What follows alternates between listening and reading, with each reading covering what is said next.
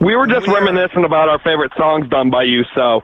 Yeah, as we go live, Yeah. DJ Lord Chaos would have to say that. We're live on Underground Wicked Radio, interviewing SickTanicK tonight. SKR's in the house. Been a year since I've had him Yo, on. what's good?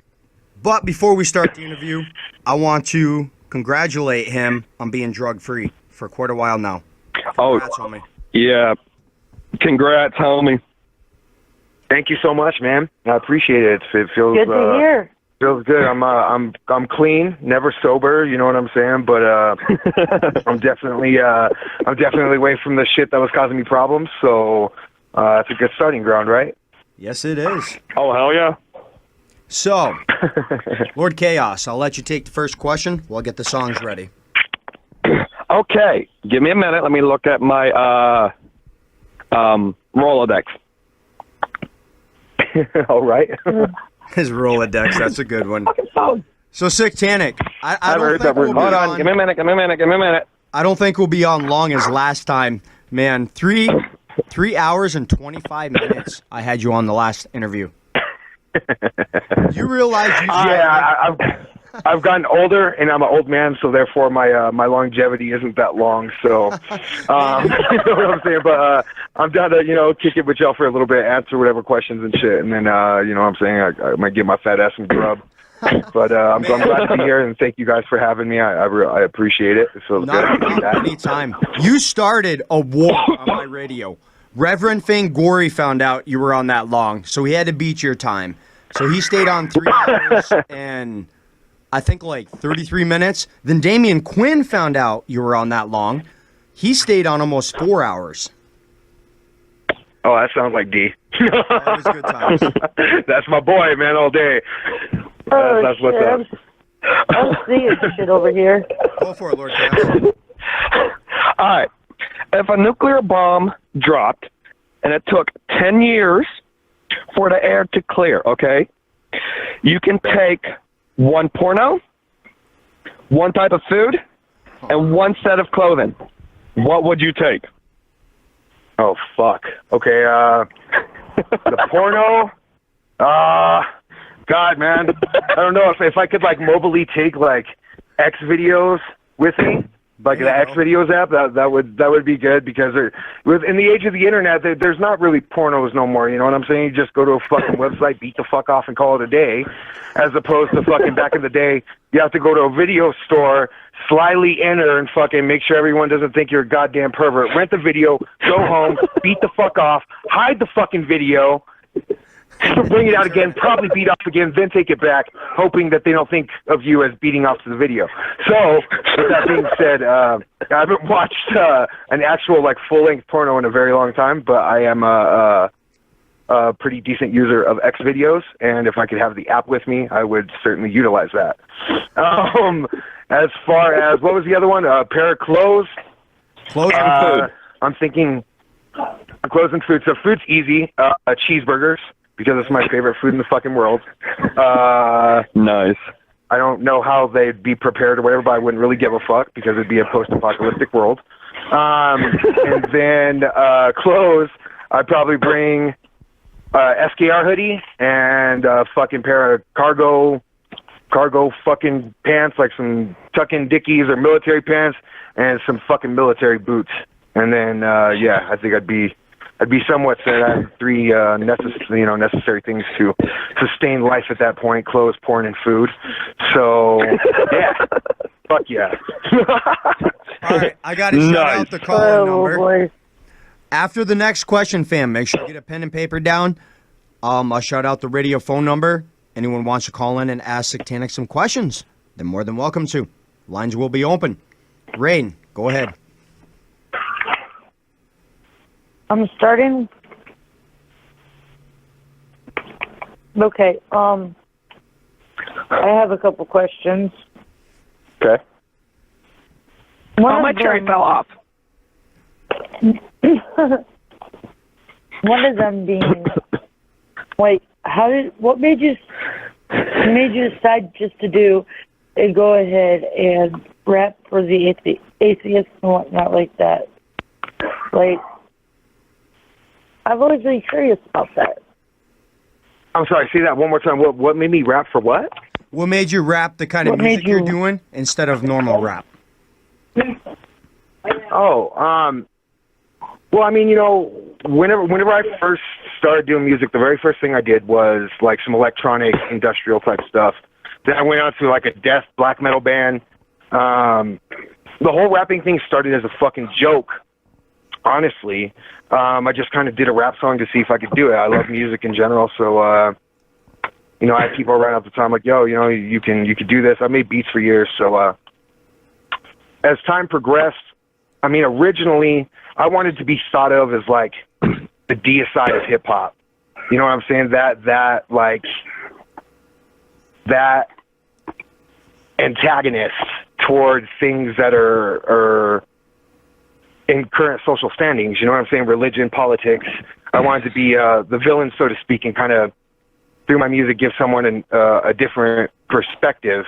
And at the time, whenever I came into the game, man, like, it was just mostly horrorcore, you know, hack and slash storytelling, stuff like that. Like at that point, whenever I came into the genre and dropped my first record, that was 2005. No one was doing like the wicked shit. No one was doing devil shit or evil shit. You know what I'm saying? Or you know what I now call occult rap, which I honestly don't don that title till kind of later in my career. And I'll explain that too. But I just wanted to do something evil. Whenever I was fucking coming up, I was listening to shit like Simpkin Heights, Cap One, Bedlam, you know, like shit that had that little bit of unholy to it. You know, like old school Isham. It wasn't like fucking, you know, like I said, whenever I came in, it was just hack and slash and storytelling, and no one was doing that shit. So I'm like, yo, like, not only do I want to do this, I want to like really do it. And the fact that I am involved in like the occult, and it's I can bring a new spin to it, as opposed to other people in the past are on some 666 Satan blah blah shit, but there's no education behind it. They're saying fuck God for shock value, and that's all right. But I wanted to bring a new level of intelligence to it, and a new level of understanding, and I wanted to be the protagonist or the antagonist. Now later on in my career, the Chapter 1 era, I became initiated into a society of secrets. I don't like to say secret society because we're not secret. People know we're out there. And that's when I kind of got this concept for occult rap. And the definition that I put to it is that occult rap is reflections of the initiatory process in lyrical form. So whenever I say, like, a lot of people kind of think I'm being a dick when I say there's not really any occult rappers out there besides me. I'm not being a dick. It's just like, yo, I don't know of any other rappers that are initiated into one of the mystery schools that use the raps as a reflection of that. I know of plenty of rappers who listen to Alex Jones and fucking Bill Cooper and think they know what the Illuminati is, and so they try and talk some shit like that. But there's no substance to it. So that's why I started the whole occult rap thing, because not in all of my songs, but from that point on, you know, there's definitely some very important information I leave for people who are going on the initiatory journey throughout these last, I don't know, 6 records I've done or whatever, 5 or since Chapter 1. So yeah, I mean, and at that point, it's a very personal thing, because I want to express this type of change and process that I'm going through with initiation and being a part of one of these societies. But obviously there's an element of secrecy there. So I can't just come out and straight fucking say things. So I leave a little breadcrumb of information to people for them to hear, and maybe it'll be their time. You know, maybe they'll hear it and it'll spark something inside them to want to pursue education and initiation into the mysteries. So that's kind of where I'm at, where I've been at, you know, now, and that's why I do what I do. It's a very personal thing. It's a way that I can express process, and also a way to kind of like educate or attempt to illuminate people. You know what I'm saying? Hell yeah. Okay, nice. And trust me, I've interviewed over 6,000 underground rap artists. I have not run into one like you. That is for sure. So. Yeah, I mean, you know, a lot of people try and use like the satanic symbolism and the pyramids and this and that, and they're just using it because it's hot. You know what I'm saying? They're using it because it's controversial, and because it sparks interest in people and they want to look cool. But at the end of the day, they're not initiates. They're not pursuing an education in the mysteries. They're not fucking doing this whole process, and so it's bullshit. And I mean, that doesn't mean their music's garbage, but if you're looking for something with substance that actually has true occult meaning, then I'm your man. Exactly. You know what I'm saying? Like, and otherwise, like, if fucking other people want to use these symbols and blah, blah, like, then that's up to them, but I'd rather deliver something that's a tested, truly product, you know, that I can honestly say, like, this is the real shit. This isn't, you know, picking up the Satanic Bible, reading it once, and then trying to spook people with your music. You know, this has been shit I've been into since I was young. And, you know, by no means am I the most educated individual on the subject. I learn new shit every day. And I think that's a part of being an initiate, like, to humble oneself and, you know, like, I'm no master of the temple. You know what I'm saying? We actually got into this on the last interview because Teach Me How to Satan, which I got to play tonight for the new fans tuning in. When we do, we'll talk about that song and why you made it, because I love the meaning behind that song after you told me. Thank you. We're actually going to play SickTanicK featuring Texas Microphone Massacre. You want to tell us about this one? Yeah, so SickTanicK is the first single off the new record that's going to be dropping really fucking soon. The name of the record is Oculus Omnia. And SickTanicK's the first single because I feel it's a representation of the album as a whole. This album is really personal on a lot of different levels. And, you know, ever since me and them did Faust, I always in the back of my head, I was like, I got to do a song to top Faust, because that's all-time fan favorite. And I love working with TMM. They're fucking so talented. It blows my mind. And so after I had gotten up here to Colorado and got my shit together and whatnot, started sitting down and writing the record, you know, the meaning of SickTanicK is like, you know, we go to the movies. Like, I literally just came from seeing the new Spider-Man, which was fresh as fuck, by the way. But I think a lot of people in a relationship now in the ADD society that we live in, they don't look at a relationship as like a partnership between two people who love each other. In fact, I think we draw more from pop culture and things like movies and music to define, I think a lot of people do, to define what they want in a partner. And you know, in itself, cinematic, cinema, screen, film, it's fake. You know what I'm saying? Like, really, we obviously know when we go to a movie, that's not real life that's happening on the screen. So it's kind of like a play on love or a relationship being fake and not real. And so, yeah, I mean, that's SickTanicK. Hell yeah. We'll be right back after this. We are back in Underground Wicked. You can ask me whatever the fuck you want, pretty much, outside the one thing we discussed. Hell yeah. There you go. There you go. That answered your question. Oh, no, I was talking about my mom. If you have anything to ask my mom, let me know. Oh, man. Oh, shit. I'm sure he could think of something good. Hey, so, SickTanicK. that would be an awesome one. Have SickTanicK ask a question. SickTanicK. How did you come up with that name, SickTanicK? Yes, sir.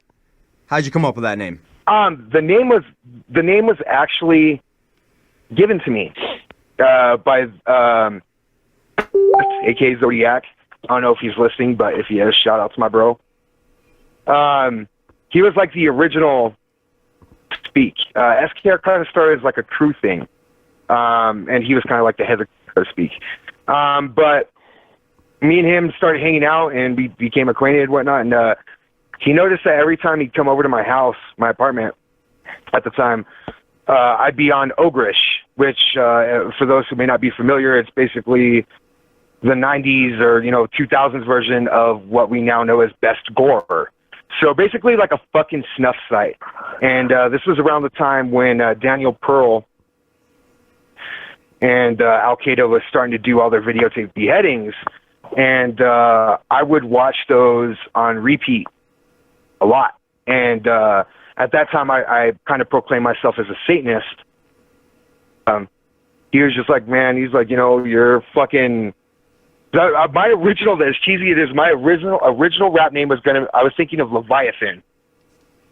And it just didn't have a ring to it.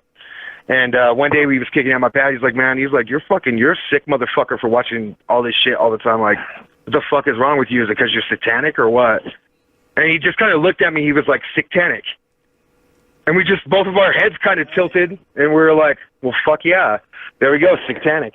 So, that's how I got the name, and I've stuck with it since. All right. Nice. Do you mind if I ask this question, Snickers? Or do you want to ask it? Which one? All right. The one we were talking about earlier. Oh, no. On the, I've asked him before. Okay. So. No. Okay, all right. Now, I know there was a lot of these viewers listening and all the other happy la-di-da-di bullshit. But anyways, they're probably wondering what happened between you and Reza Cow, if you don't mind, SickTanicK. So it's like this, man.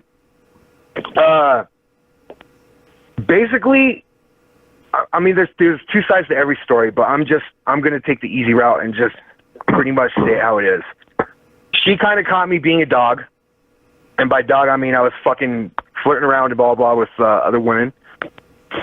And, we didn't see eye to eye on certain things. And, we just kind of decided that it would be better for us to maintain a business relationship and friendship as opposed to a relationship. Because over the years, my views on certain things like relationships, monogamy, and what have you have changed drastically.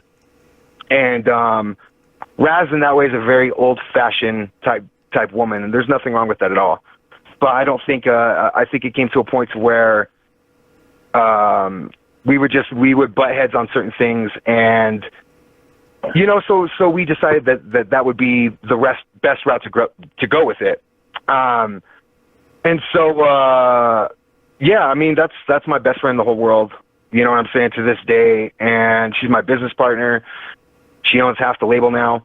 Hell yeah. And, we maintain a very good friendship and, absolutely great, business relationship, so I think the only difference now is obviously we don't live together, but, whenever we see each other, it's not awkward. I really like, she has her boyfriend now, Jimmy. He's a really good guy. I like him. He's a cool cat.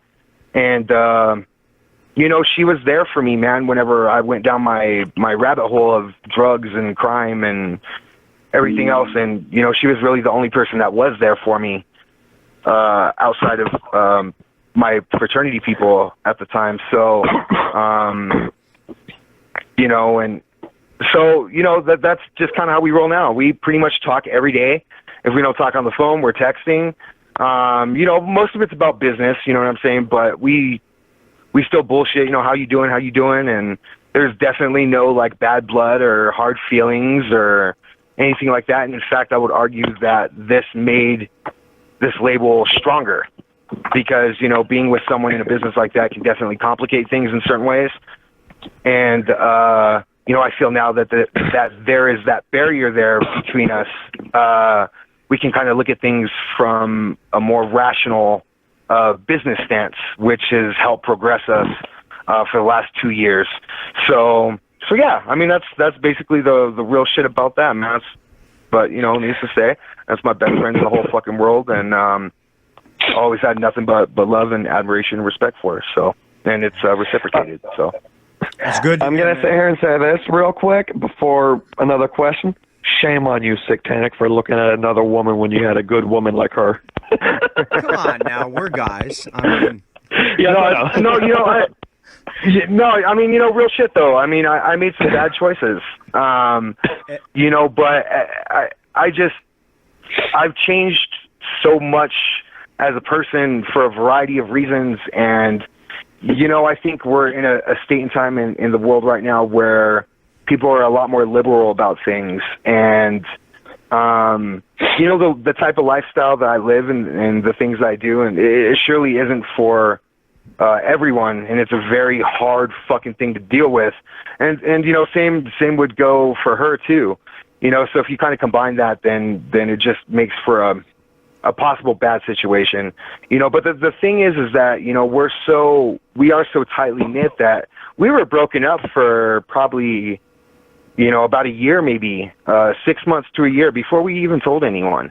You know what I'm saying? Like, we're both really private people, first of all. And secondly, we didn't want the fans and the trolls to get this information and try and further fuck things up by starting a bunch of drama and doing the whole troll thing. BS and all the other trying stuff. trying to make a bigger deal out of it than really what it was. Because when you break it down, regardless at the end of the day, whether we were together or not, we still made the music that we made. And we still have all these records out with all these sales.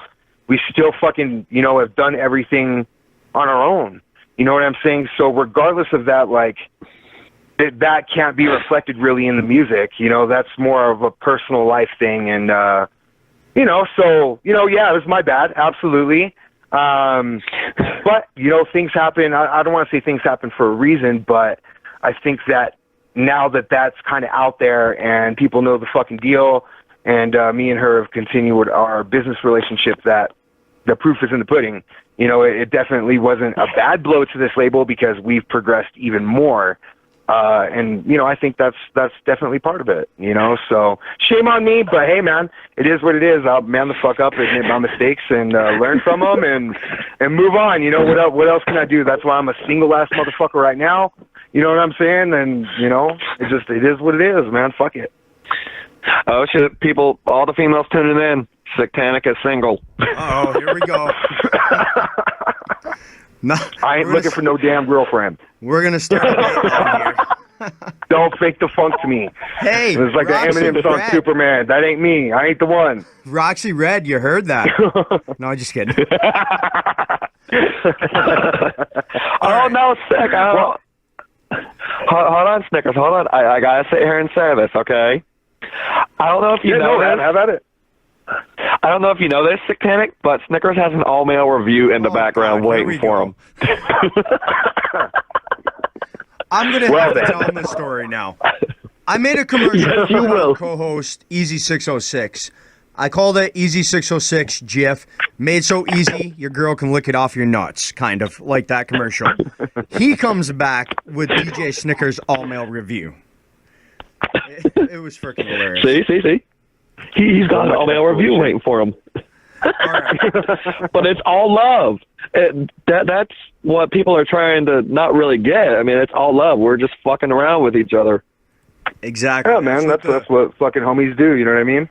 People love that when they tune in, too. They hear us fucking off and absolutely love the show that way. I want to talk about... Yeah, who needs Chris when we could just use our big mouth?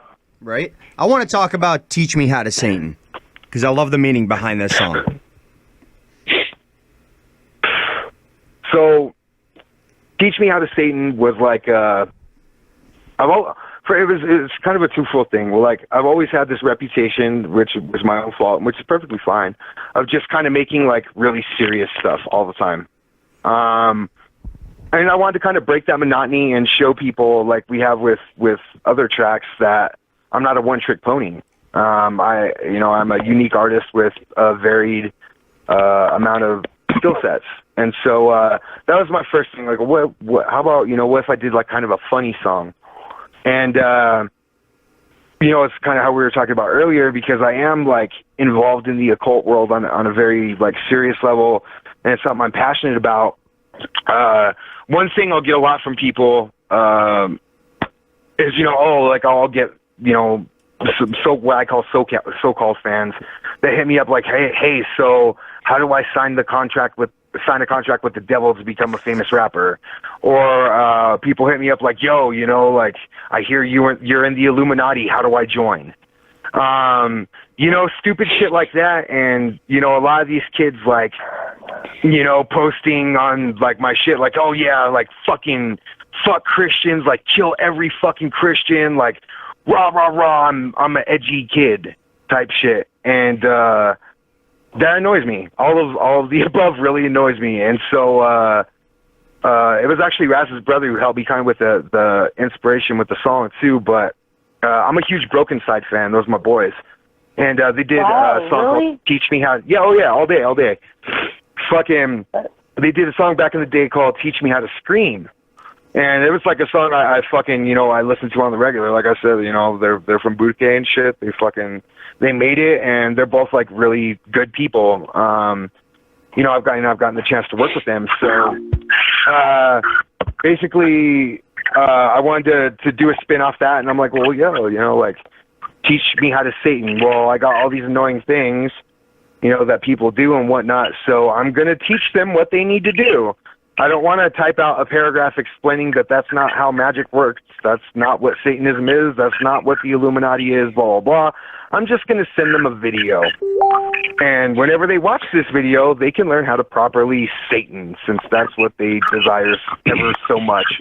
And so Teach Me How to Satan was born. So basically it's a poke at the people who are like, you know, shock value, like, oh, I'm so edgy and satanic and I want to burn churches and blah, blah, and they ain't really about that life. You know what I'm saying? Right. They just want that shock value. They want the attention. You know what I'm saying? Like the real fucking, the most real occultists in the world, and I know this for a fact, the most realist motherfuckers, including Satanists, both theistic and non-theistic, they're quiet. Yes, they are. They don't need the attention. They don't want the attention, you know? So that's how that was born. And hello, caller on the line. Hi. Oh, what's up? My name's Justin. I'm from North Carolina. And I got a question I was wanting to ask. Yeah, what's up, Justin from North Carolina? I'm SickTanicK from Colorado. Pleased to meet you. Go ahead and ask your question. I was told by one of my homies. I wanted to ask about the show that makes an episode about you. Are you talking about the Web of Lies? Yeah. Yes.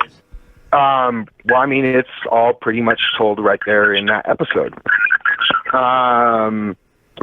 You know, yeah, I mean, if you really want to know, like, the full story, like, watch the episode, man. It's really, like, that kind of lays everything out there on the line from all perspectives. And as far as doing the show, it was done by Investigation Discovery, and they hit us up about it, and we didn't want to do it initially. But one of the girls who unfortunately died, Melanie Wells, rest in peace, her mother encouraged us, and she was doing the show, and she really actually wanted us to do it with her. So that was kind of the deciding factor, and so we did it. And yeah, I mean, the whole story is right there in that episode. And Investigation Discovery are great people. They did great business with us and took care of us. And I mean that in multiple ways. You know, like they put us up in a hotel, nothing fancy, obviously, but they understood that, you know, we weren't gonna we didn't want to talk about this anymore.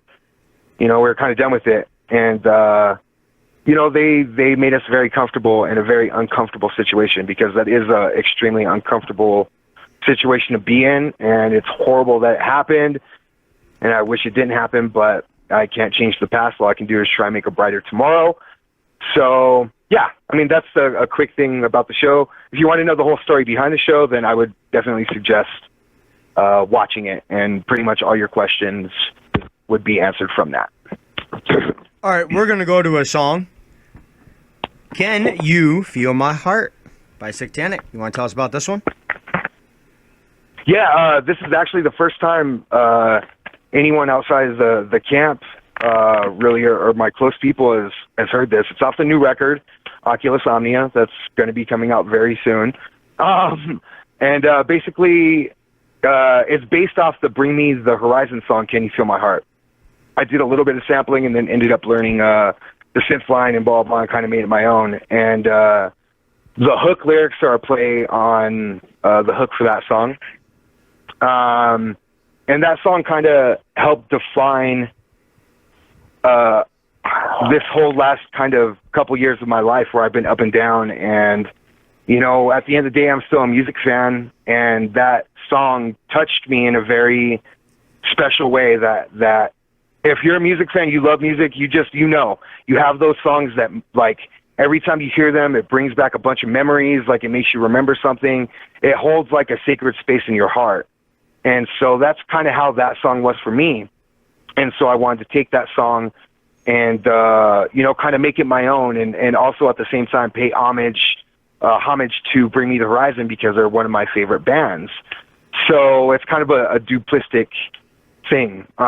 Lyrically, it's just all real shit, like how some of the things I've gone through and felt, and it's just a song that I hope people will listen to and relate to in some shape or form, and hopefully my song can touch them like Bring Me the Horizon song touched me.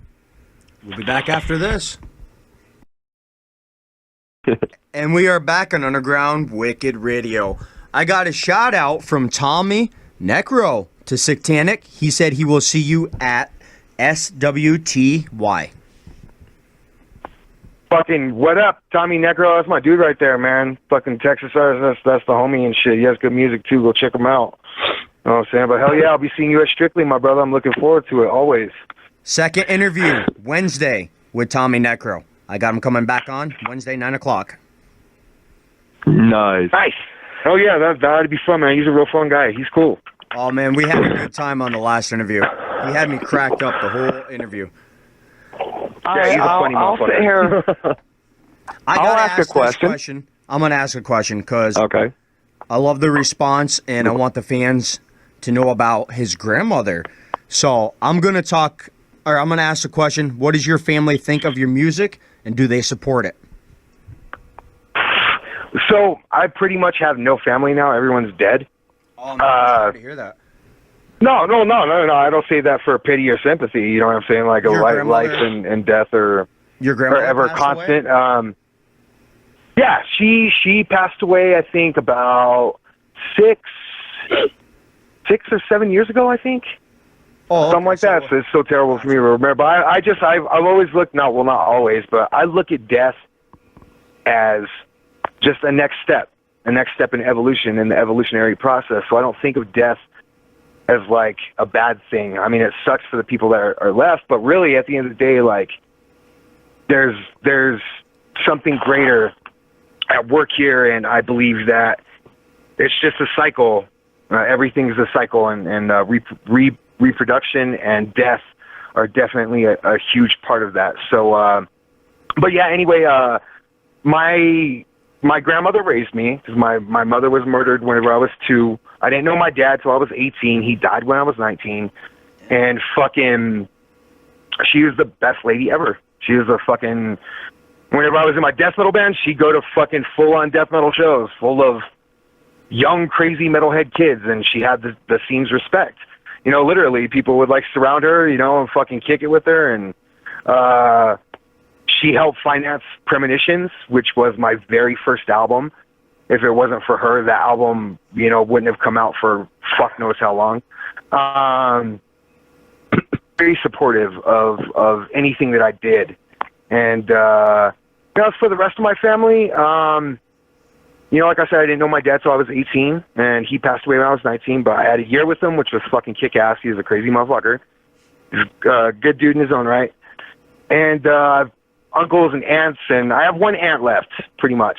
And they don't hate what I do, but they don't look at it as something that is life-sustaining. In other words, like a regular 9-to-5 or something like that. So we don't really talk much, but B, it's just something that we don't really talk about. Like, it's more like, are you alive? Yeah, I'm alive. Are you alive? Yeah, I'm alive. Okay, cool. Talk to you in fucking another couple months for 5 minutes.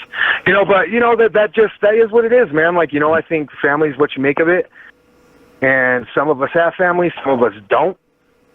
Been people that have had way worse situations than me growing up, and whenever I talk about stuff like this, growing up and this and that, like, I don't want to fucking, I'm not doing it for pity. I don't want anyone's pity. Like, all that shit made me stronger, you know what I'm saying? And that's what made me who I am today.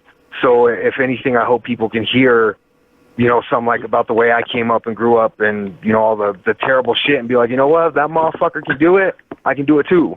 Like, he's no better than me. Like, what the fuck? Same with the drug shit. You know what I'm saying? Like, being a drug addict isn't a disease. I don't give a fuck what anyone says. Period. Being a drug addict is a fucking choice. You know what I mean? Like, my whole family was involved in drugs here and there, this and that. You know what I'm saying? Speed freaks and shit. But at the end of the day, like, I didn't go down to my rabbit hole till I was like 30 years old.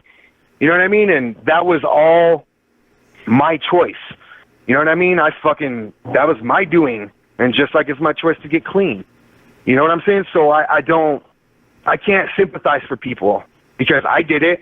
I quit heroin and meth naturally on my own. With that, and on my own, I mean the actual process of kicking the shit, that was my own cross to bear. Like Raz, the fraternity I'm a part of, and Hex Rated and his wife Brittany. Hell yeah. Are the reason that I was able to come to Colorado and have the opportunity to get clean. But at the end of the day, it was me who did it. It was my choice to do so. So, I know a lot of people that kind of, pity me, this and that. Fuck that. If you don't like something, change it. Do what thou wilt. You know what I'm saying? That doesn't mean do what you want. So yeah. I mean, that's kind of a quick little synopsis, and I miss my grandma, man. She was the best lady to ever live, and she's fucking always with me in some way. I don't mean that in like a spiritual way, but the memories of her, and it got me smiling big thinking of her right now. So yeah. I gotta ask this question. I have a fan hit me up wanting to know about Smalls 1, but I'll ask this first. Just because I know you don't mind joking around. What would you do if a bunch of Lord Chaos, why don't you take this one? The question you wanted to ask before we got on the air. Yes. All right. Now, I was thinking of a type of question to ask you. So I'm sitting here thinking, I'm like, oh, I got one. SickTanicK.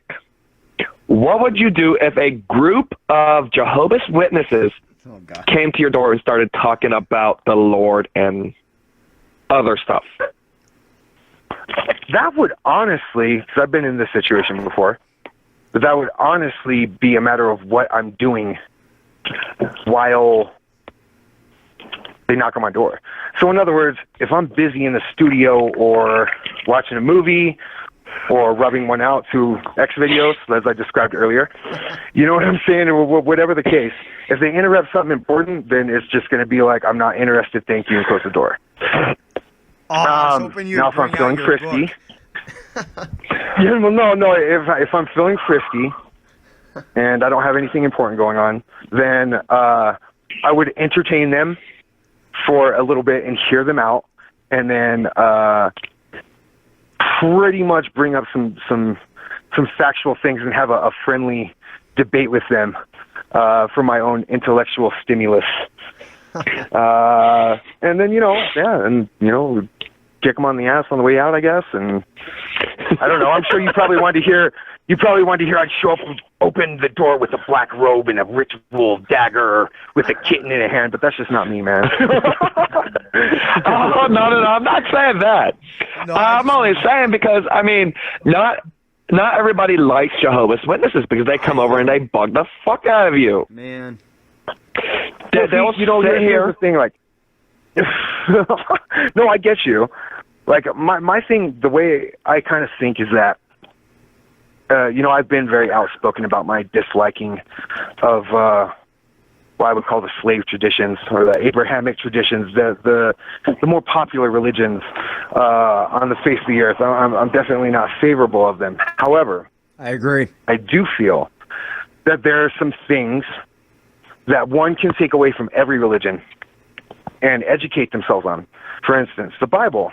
Okay, well, it's the fucking Bible. We all know what the Bible is. Yeah. That's it. That book has been translated tens of thousands of times, by men of sin, by the Bible's definition. Yep. But if you read the Bible in such a way that you're looking at it particularly from an esoteric perspective, there's actually a lot that you can learn from it, because it gives what I personally think the Bible was intended for. One could argue that Jesus was one of the heads of the mystery schools, because all those years missing in the Bible of his life, he all of a sudden became 30, 31, whatever. One could argue that he was in the desert being tempted by the devil, and one could also argue that he was in the desert taking initiation from the devil, or he was in the desert taking initiation, period, and learning about magic and mysticism and this and that. So I think if you read the Bible in a certain way, through a certain set of eyeglasses, there's things to be taken away from it, and there's things to be taken away from all religion. I just think that people don't look at it like that. They try and take it as what it is, and that's where we have the fuckery that we have, not only in this country, but worldwide today. I agree with that, because I've read the Bible, and the first thing that popped into my head, it's okay for some magical being to turn water into frickin' wine or blood or make bread rain from the sky. Why the hell is he not crucified for being a witch or worshiping the devil? Yep. Well, I mean, look, if you look at what bread and wine is symbolic of, like I said, if you look at things through a different set of glasses, whenever you partake in communion, in the Christian sense, you're eating the blood and body of Christ, right? Yep. Well, so I would argue that, for instance, when we perform, as Selamites, we perform the Gnostic Mass, Liber 15, we also partake of a communion of a cake of what we call a Eucharist, cake of light, and then wine. And there's a lot of symbolism contained therein. So there's obviously something with that means something a lot deeper than what people take it as face value. You know what I'm saying? So, but I mean, the general idea to take it literally is fucking retarded. Right. I can't buy into the thought of someone who would be equal to me, being man, being Jesus, being how can I explain this? Being someone that, in other words, I think his gospels and his teachings were on the right path, but people took those, they corrupted them for a political and religious agenda, and made them mind control, truly man. What Christians would call unholy. When you use the term Christian, that's supposed to describe someone that's Christ-like. I've met, I'm 33 years old. I've met, maybe I can count on two hands, maybe, people that I've met over the years that truly are like that. They live by that example. And those are true Christians. But that just goes to show that a lot of people out there that fly this banner, I'm a born-again Christian, they're not real Christians. They don't follow the doctrine. And, and at the same time, if someone wants to do that, that's up to them. I want to believe in an obvious ripoff of much more ancient religions. It's obvious. It's right there in the fucking books. Then so be it. If you think it makes you a better person, so be it. But I would rather live my life free. You know what I'm saying? Life, love, and liberty. So yep. I tend to look at things from a different perspective, and if I think if people would get past these old aeonic concepts, we could really open up the floor, so to speak, and really make some progress as a species. But instead, we kind of keep in this loop with these belief systems that are just, they make no sense in a literal form. And we stay on the same path, so that's why history repeats itself. You know what I'm saying? Yep. I actually got a story about that. My last wife I married because she was Christian. Hardcore? Yeah, right. She was fucking around with my best friend. And that was basically the only reason I married her. Because I figured, oh, okay, I got a good girl. I'm not going to get hurt. Yeah, right. It was a front. Well, Well, dude, I I mean, also- you know, no, go ahead, by all means. All right. I actually have a little story revolving around the faith. All right. I was up in Maine, okay? My friend, now this is hilarious, okay? Don't ask me how the hell they live with each other, but this is hilarious. My friend, all right, he was 6'6", about 300 and something pounds of pure stupidity. He was an atheist. Okay, he actually told me flat out what he did one day. But that's not the story. His mother is a Christian. Okay, she claims to be a Christian. So one day, all right, I wake up on a Sunday. It was early in the morning, and she looks at me and she goes, "Hey, you want to go to church today?" I go, No, thanks." She goes, "Okay," and she walks out the door. And some of the Christians will sit here and try and push their supposed faith onto you. She did not. She actually sat there and just said, "Okay, have a good day," and walked out the door. In my mind, I think that's an actual, to an extent, an actual Christian. But Yeah, like I mean, you were saying, I think I agree with you to an extent on that. You know what I'm saying? Like, I do have an appreciation for those who choose not to enforce. I'll put it that way: enforce their beliefs. Everyone's going to promulgate. Even as a Thelemite, I promulgate. There's that. But whenever you push it on someone and they obviously have no interest, you're impeding their will. You know what I'm saying? You gotta let people be in their own fucking orbit.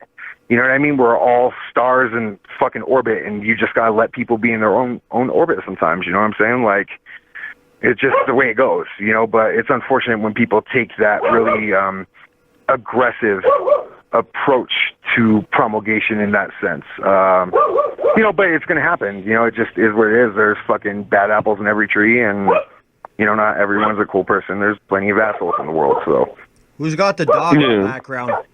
Rain. that might be. I don't know. Cyrus. Yeah, that was me. Background noise. Man, that just reminded me of something. SickTanicK, I had Shaggy Two Dope was interviewing me one night on my radio. I was live on mine and he was live on his. I had my dog in the background go off. It was fucking hilarious because I was interviewing a porn star, Nadia White, that night, and Big Hoodoo was in there, and he's like, "What in the hell are you guys doing over there with a dog in the porn store?" And I'm just like, "You don't want to know." He has that jar of peanut butter right next to him too, so watch it. Oh, it was, man. He rapped. Funny story. Whenever I first met Shaggy, which was at the gathering me and Razakel performed at, Hell yeah. we were kicking it in the backstage area or whatever, and he had it was either 2 or 3 little pugs with him, and chilling on a golf cart. And I walked up to him. I'm like, "Yo, what up?" And we fucking chopped it up and shit. And there's just these pugs chilling. And I finally asked him about. I'm like, "Yo, man, what's up with these pugs and shit?" And he's like, "Oh, these are my old lady's fucking dogs and shit."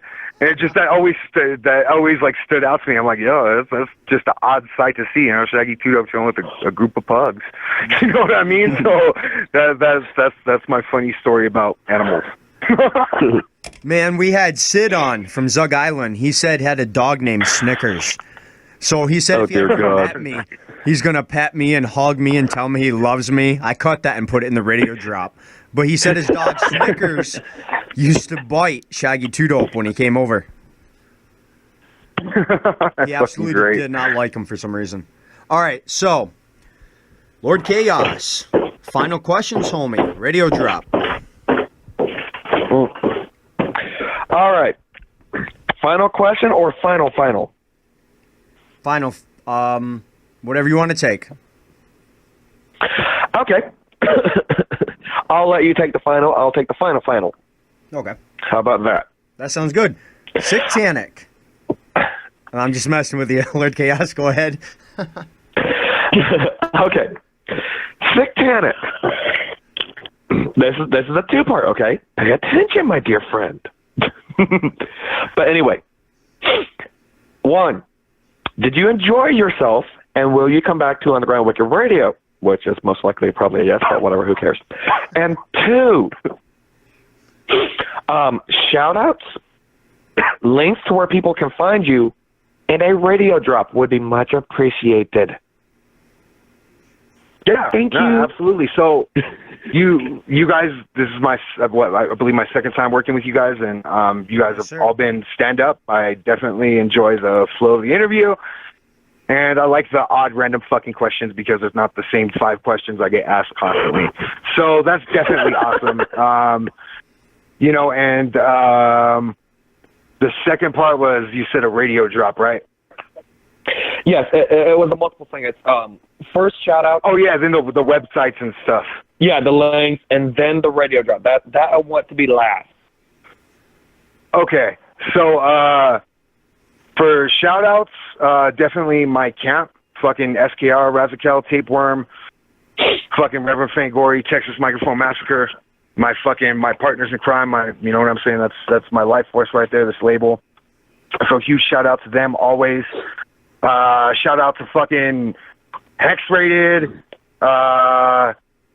fucking Insane Poetry, fucking Damian Quinn, Dark Half, my fucking tour brother. Shout out to my boys in Body Bag Syndicate. Those are my fucking people up here. And yeah, shout out to all my fans, man. Thank you guys for all your support. I hope you guys enjoyed SickTanicK. There's a lyric video. You can go see for SickTanicK right now on YouTube. That's youtube.com/SickTanicK, SickTanicK. You can find me on iTunes, Spotify, fucking Napster, possibly your mother's hairy vagina. Fucking shout out to my drummer, Greg, the caveman. Killing shit. I'm excited to fucking go on tour here soon. There'll be an announcement about that. If you're an artist and you want beats, go visit my official beat website, which is thesickbeats.com. It's down right now. It'll be up within the next 24 to 48 hours, I promise. And yeah, thank you guys for having me as always, and fucking thanks to everyone who tuned in. I appreciate you guys. And 93s to all my peoples out there, and you know who you are. Now, before you do the radio drop, I got to say something. Oh, yeah. You said Insane Poetry. I got a story about this real quick. I was up in Ohio. Axe was playing. I did. Poetry, Scum. And shout out to them, too. Hell yeah. Axe is the shit. I got an interview with them at IHOP 4 o'clock in the morning after the show. And I got one with Scum. Nice. Joey Black started screaming out a drop for Juggalo News at 4 o'clock in the morning with their mask on. Freaking cops got called on us. It was great. But we give a guy a ride to McDonald's, and I'm looking at him. And like 10 minutes down the road, I'm like, man, you look familiar. He turns around, he's like, son, I better. I'm Insane Poetry. I was like, oh, shit. Fucking Drew, man.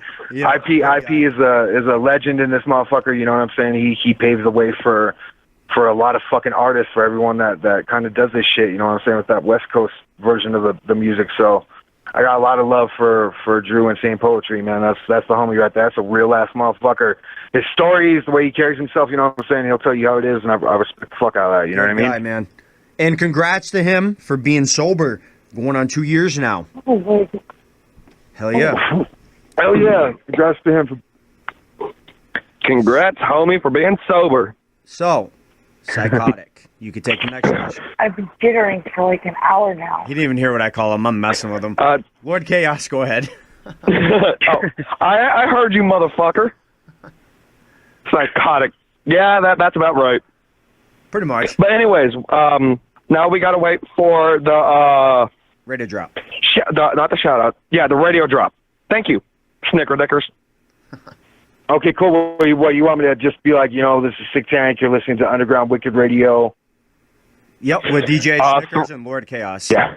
Or throw some random shit in there like Joey Black did. He goes Halloween Dick in his. Snickers and Lord Chaos. Lord Chaos. All right. All right, cool. Yeah, I'll do that. You ready for me to do it or what? Yep, go for it. Go for it. All right, cool. Do what thou wilt shall be the whole of the law. This is SickTanicK of Serial Killing Records. telling you to fucking listen to Underground Wicked Radio with DJ Snickers and Lord Chaos. Whoop, whoop. Nice. Whoop, whoop. Hey, oh, I got wait, hold on. Oh, go for it. Yes, I was going to sit here and suggest that. I want to hear it from SickTanicK. Snickers said that he got you to say whoop, whoop, homie. I want to hear it at least once to make my day. Whoop, whoop, homie. Much appreciated. I very rarely whoop. Yes, but when I whoop, I whoop well. Oh, yeah. I know. I'll put that at the end of the drop if you don't mind, homie. No, I won't put it at the end of the drop. You guys can fucking chop it in from the audio if you want to. Oh, yeah. All All right. Rain. Now I'm going to say one thing. Hold on. Let me say one thing real quick. Yeah. That is a good birthday gift. Thank you, homie. No problem, man. No problem. Thank you guys once again for having me. I really do appreciate it, and thanks for putting my music on the air. And Always. I definitely look forward to working with you guys in the future some more. Hell yeah, fam. I I'm apologize. I'm just Christy, starting. tuning in. I see you saying it again. She wants to know how you met Smalls One. How I met Smalls One? Yes. How she got on SKR. Smalls One ain't on SKR. Smalls One on LSB. Thank you. Razakel's on SKR. Exactly. She wants to know how you met her anyways. I've actually known Smalls for fucking like years since before I dropped my first record. She was a part of a different camp other than SKR way back in the day, and we did a lot of shows together and whatnot. You know, when I first started coming up, and then later on down the road, she started coming up more, and LSP picked her up, and Smalls is a homegirl, man. Crystal's good fucking people. You know what I'm saying? She's always been hella cool. She showed me mad love, showing Raz mad love, showing SKR mad love. So yeah. I'm friends with her on Facebook. I always follow her stuff. She's a good girl. So, All right, Yeah, for sure, man. She's good people. did we cover, last question, did we forget to cover anything during the interview you'd like to cover before hopping off? Any new projects, music videos? I'd say we have a lot going on this year. We got my new album that's going to be coming out like within the next couple weeks. Razakel's working on her new album. Fangori's going to be working on his new record. And I guess I'll go ahead and see that. It's the tour that I've been talking about is going to be me, Reverend Fangori, and Stevie Miles. And that's like exclusive to you guys. I haven't announced that yet. So we're going to be starting booking for that probably this week. And fucking Texas Microphone Massacre is working on their new record. And we're staying busy, man, pumping out material and doing the damn thing. So if you want SKR merchandise, visit theskrstore.com, and you can get everything that your heart desires or your soul's desire. Reverend Fang. All right, I got one interview too. I had him on for an hour and a half. All That right, was awesome. Nice. I have a quick question. Sure. All right. Okay. I heard through the grapevine, mostly through Snickers, that you don't do actual interviews. May I ask why you don't really do interviews, if you don't mind me asking? What do you mean? I Not don't for really me. do interviews. You're thinking of someone Like- else, fam. Not SickTanicK. He does interviews. No, I mean like other. Wait, I thought I heard that he doesn't do other radios. No, he does. That was only this one that he's done interviews for. Nope. Oh, You're thinking of another What the artist. fuck? Yeah, you must be thinking of someone else, dog. He must Because be I'm someone down if it's a Okay. legit interview. You know what I'm saying? Fucking, I don't hate on no one. You know what I mean? That was good. Well, no, I'm not trying to sit here and say that you hate on anyone. It's just somebody I thought I heard from Snickers saying that you don't really do interviews very, very much. I mean, No, that's your homie. Like, the one you keep. Yeah. Well, I asking mean, for his real I name. don't like do fucking. If there's not a reason to do an interview, then I won't do an interview. Like, you know what I'm saying? Like, but that's pretty fucking rare because there's always something to promote. Like, the only time I really like turn down interviews is if I know it's like on some troll shit or on some hate shit. Like, if it's obvious, you know, that people are just gonna fucking try and talk some shit or it's not professional, then yeah, I mean, I won't do it. But yeah, I mean, I don't, you know, I've done interviews with all sorts of motherfuckers over the years. You know what I'm saying? So JJ Demon, fam. Now for the 2 years I was strung out on dope and shit, I didn't do any interviews at all because I wasn't, you know what I'm saying, I wasn't in the right mind state to do so. I was all fucked up. So if it was in the last 2 years, then yeah, I wouldn't do interviews because I was all fucked up on drugs. But outside of that, like, I'm always down to do something, you know what I'm saying? If it makes sense, then let's do it. Hell yeah. All right, well, if I ever get a radio show, I don't think you'll be willing to do an interview with me because it's not, if I do interviews, it's going to be a bit of professionalism and non-professionalism. Well, I mean, I'm down to fuck off with people and bullshit and this and that, you know what I'm saying? But it's like, to me, if there's nothing like about like the music or not some sort of like promotional aspect or whatever, then I'd rather work with someone there's an outlet that's willing to spin a couple songs. Yeah, they'll spin a couple songs. You know what I'm saying? Ask like a couple valid questions, but it's not like, yo, well, we have to be fucking professional, this whole thing, and I'm not willing to fucking talk about this, that, and the other. Yeah, no, fuck all that. You know what I'm saying? Like, it just, you know, there has to make sense. Who would you like to collab with? Dude, I like to collab with? Yes. Man, to be honest, like, the people that I would like to collab with are kind of out of reach, so to speak. Somewhat. I'd love to do something with the guy, the singer for Combi Christ. I'd absolutely love to, like, have him on a hook or something.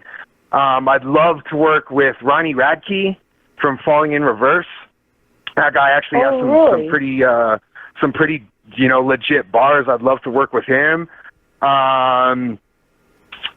It'd be like a fucking, me and Raz would have to do it together probably, but we're both huge Weekend fans. That's like beyond out of reach, but if that opportunity ever presented itself, better believe we hop all over it. And then I think I'm a big Run the Jewels fan. If I ever had a chance to collab with them, that would be off the fucking hinges, even though that's out of reach. But so RTJ, fuck, I'm trying to think of who else. Like, if my all-time like dream collab, so to speak, would be Trent Reznor. If I could work with Trent Reznor in any capacity, that would complete my career, and I would probably wither into dust. Because that's like my biggest influence musically is by far 9 Inch Nails and Trent Reznor. Marilyn Manson would be super dope, of course. Like that, he's like a fucking. I'm a fanboy of him too. Bring Me the Horizon. You know, like Marilyn Manson. Yeah. I've interviewed his bass player. That would be amazing. It's like someone's really tucking me into a wall. Oh, hold up, Rain. Stop talking in the background. We're on the radio. Sorry. Yep, I had him on last year for an interview, and I actually got a radio drop from him. That's the shit. It was awesome. That's the shit. Yep. Fuck You yeah. got to get him back on because I want to interview him Giordi, too. right? Yeah. What's that, homie? His real name is Giordi, right? Like Giordi or Jordan White. Yes. Yeah, man. That's the shit right there. I hit him up I on want to be a part of that interview. Sasha Doll actually hooked me You know up what? for the interview. You know, I was trying to think of who, like, I guess you could say underground-wise.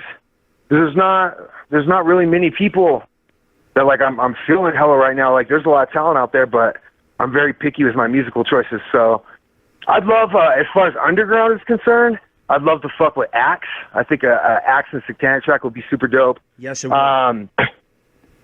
Fucking Low Key. Despite the history and shit, you know, me and him are good peoples now and shit. I wouldn't mind fucking around on a track with him. And then Prozac. Hell yeah. Prozac. I think he would be the other main contender because he's a fucking super talented guy. He has bars for days, and I have a really cool Prozac story where basically, make a long story short, I ended up getting in a fight at a Twisted show. I'm pretty sure it was Twisted Green Book. I got into a fight and I got jumped. And I was fighting like 6 people. Damn. And fucking I was doing my best to fucking throw it the fuck down, you know what I'm saying? Whatever I could do. And out of nowhere, here comes fucking Prozac. Fucking, I'm straight socking people. You know what I'm saying? Like straight putting in work, picks me up off the ground and shit. Security is like, yo, you have to go. And right before I leave, he's like, yo, meet me at the back door. So I met him at the back door and shit and fucking, he got me back in the venue and shit. And then he pulled me up on stage for the PDM set. And so, like I said earlier, Bedlam was one of my biggest influences, and he was part of Bedlam with Madness.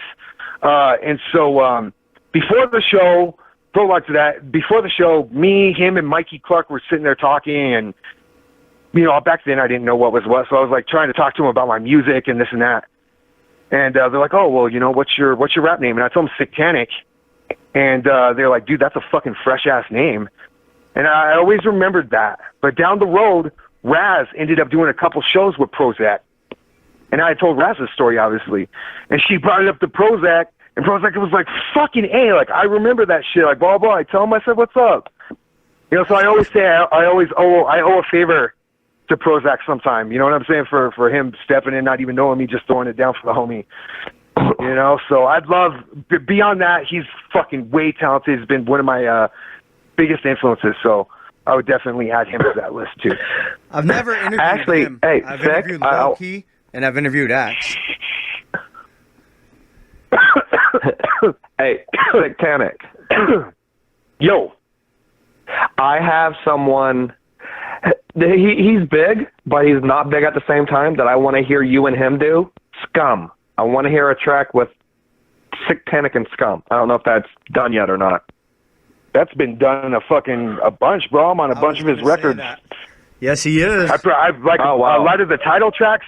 Like Scum was, I've produced some of his most recent beats. Popular tracks over the years, and we actually had a side project that never that hasn't come to fruition yet. I don't know if it's going to or not because we're both so fucking busy. But like a metal rap side project called Hate Magnet. And yeah, go look that shit up, bro. It'll blow your mind. It was like a whole group we did together. We put out, a couple tracks and a couple more leaked. So I think you can hear like 4 or 5 tracks. There's I put it as a bonus track on one of my records. I think he put it as a bonus track on one of his. So yeah, if you want to hear some aggressive shit, man, go listen to some Hate Magnet, bro. That was me and Scum side project and shit. Speaking of Scum, cool. Well, speaking of Scum, you know how he is when he performs. The last show that I saw him at, these freaking juggalettes were fighting. They took it up on stage, and it got so fucking bad that Scum laid down on stage and said he's done. He didn't even do his last 3 songs. Wow. He was pissed. That's crazy. Between that and the DJ fucking up, I got the clips on my Facebook, actually. The DJ kept fucking up his beats and his echo on his mic. And then when they finally got him set, he did 2 songs, and then they started fighting. He said he was done. Damn, that's crazy, man. That's where, like, bro, shit happens. That shit happens. Yes, it does. All right. Any more questions before we let SickTanicK go? You still got that final question. Which one? I don't know. I asked the final. You're supposed to take the final. You took them both on me, fucko. How the hell did I take them both off from you? Well, what's the final question? You're supposed to be the co-host. Come on now. Okay, you know what, motherfucker? Ask the goddamn red question, bitch. We already did. He's slacking tonight, man. He's going to pay for this later. All right, This interview, motherfucker. I appreciate you having you on the second time. Oh, go ahead, Ren. I want to know, hey, we may be DJs, but in a way, we also follow your music and we're your fans. My question is, would we be able to get a chance to get something autographed from you? Oh, all day. Anytime like that. If I go near you on tour, you know what I'm saying? Just bring whatever you want autographed to the show, and gladly, like anytime. I'll bring an empty pack of cigarettes. Yeah, hell yeah. I've signed some weird shit in my time, man. That ain't no thing to me. Well, now I'm going to have to bring a VHS porno for the sign. Just to go old school. Okay, I got a question then. I got a question. What is the weirdest thing you ever autographed? He's not signing your mom's glow-in-the-dark dildo, okay? Shut up, motherfucker. A prosthetic leg. Nice. Nice, real nice. You know what? We're live. We're recording. Is your mom up? Yes, she is. Why? Put her on the phone. I am not asking his mom a question. Oh, no, I'm going to. Okay, hold on. Fine. She's freaking awesome. His mom. I got to get this recorded.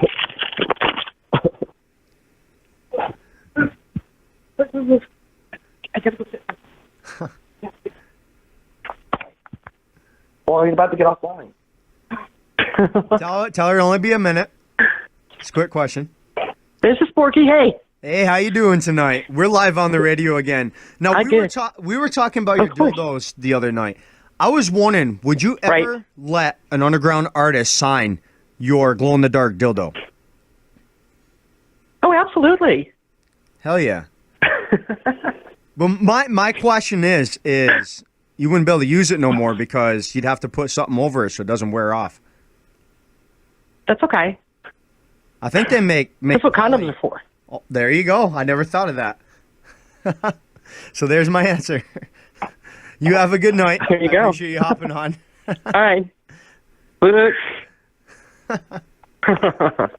All right, guys. I'm going to fucking get my fat ass some grub. Me too, homie. You have a good All right, night. you happy now, Snickers? Yes, I am. That's all I wanted to know. I don't even know what you asked, but you know what? Whatever. Oh, you don't want to know, man. Oh, shit. All right, so Okay. you have a good night. Thank you for everyone tuning in. Hey, you guys, too. Thank you so much for... Yeah, no, absolutely. Thank you guys so much for having me. And, if you put this video up on YouTube or whatever the fuck, just let me know. Yes, I definitely am throw going it to be up. up on Juggle and News as soon as they're done the gathering. They're all over there right now. I missed it this year. That's right. Awesome, man. Well, fucking I thank missed you. it, too. Yep. Take care, homie. Cool, guys. Well, much love and many thanks, and I'll talk to you guys here soon. Thank you, SickTanicK, again. All right. Have a good night. Thank you Night, guys. You homie. guys, too. Stay easy, y'all.